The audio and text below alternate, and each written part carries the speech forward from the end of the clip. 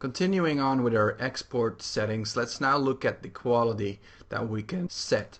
If we go to Edit and then Project Settings and then hit Quality, it gives us a couple of options in the inspector window here. Now by default everything is set to good, so the web player will play good quality, the editor, which is this one right here, will play good quality, and then the standalone versions on both Windows as well as Mac will display good quality by default. Now you can change the default by clicking and setting it to fantastic or very fast. Of course, fantastic is very high quality and fast is very low quality.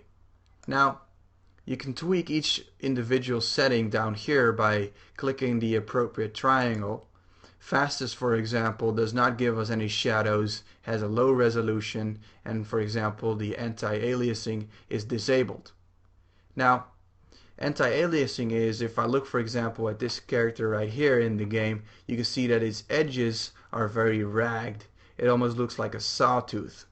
Now anti-aliasing actually smooths that out, so that if I, for example, look at fantastic, then the anti-aliasing is second or double multi-sampling, so it goes over it twice.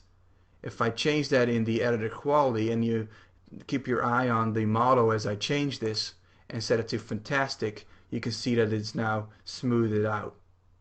Now it might not be a big of a difference, you might say, but for example, when you have a lot of shadows and lights going on, it does get noticed.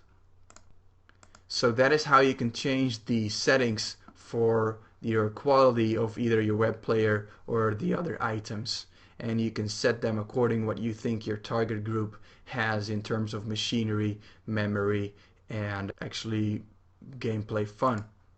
So there's how to change your settings when it comes to exporting your game.